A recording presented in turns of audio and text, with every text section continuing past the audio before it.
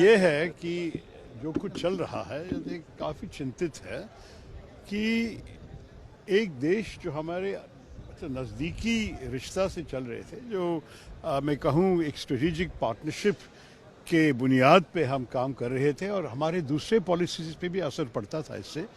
अगर उस देश उनके एटीट्यूड को बदल लिए तो भारत को बहुत सारी चीज़ें सोचना पड़ेगा। अगर ये सिर्फ नेगोशिएटिंग टैक्टिक है, हम सारे सुने हैं कि ट्रंप साहब जिस किस्म के डील बनाना पसंद करते हैं कि उनके स्टाइल काफ़ी अलग है, जो हम शायद अंतर्राष्ट्रीय न्यायतंत्र में कभी देखा नहीं होगा कि इस किस्म का स्टाइल। और शायद सिर्फ वो है, और शायद ये आने वाले 2-3 हफ्ते में जहां हमारे नेगोशिएशंस चल रहे हैं कि शायद कुछ दूसरे अंडरस्टैंडिंग, दूसरा समझौता पे पहुंच जा सकेंगे, मालूम नहीं है। लेकिन भारत को भी अपने हित है, we have our own self interest, इसके बुनियाद में ही हमारे नेगोशिएटर्स काम करेंगे। तो मेरे ख्याल में ये नेगोशिएशन कैसे चलेगा, हमें 2-3 हफ्ता इंतज़ार करना पड़ेगा। इसके साथ हमें नए मार्केट्स भी ढूंढना पड़ेगा। ये नहीं कि सिर्फ अमेरिका पे हम बिक रहे हैं, वो बहुत बड़ा मार्केट है, $90 बिलियन का मार्केट है, लेकिन दूसरे देशों भी है।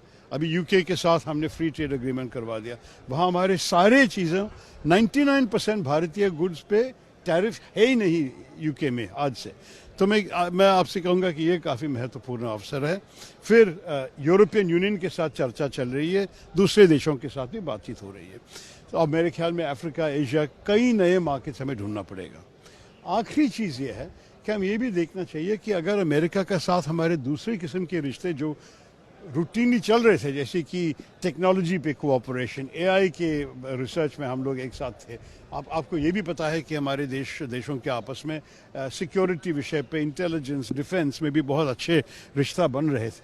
अगर ये भी अफेक्टेड हो गया है तब तो बहुत सीरियस चेंज की बात है, बहुत सीरियस बदलाव की बात है। लेकिन अगर ये सिर्फ ये है कि देखिए वो सब ऐसे ही चल रहे हैं जैसे पहले चल रहा था, और सिर्फ ट्रंप साहब और टैरिफ्स के ऊपर बस एक ही विषय पर चर्चा करने की ज़रूरत है, वो तो अलग बात है। तो ये सब सरकार जानते हैं, आप उनसे पूछिए, मुझसे मत। लेकिन मैं जो बाहर से देख रहा हूँ ये काफ़ी चिंतित विषय है।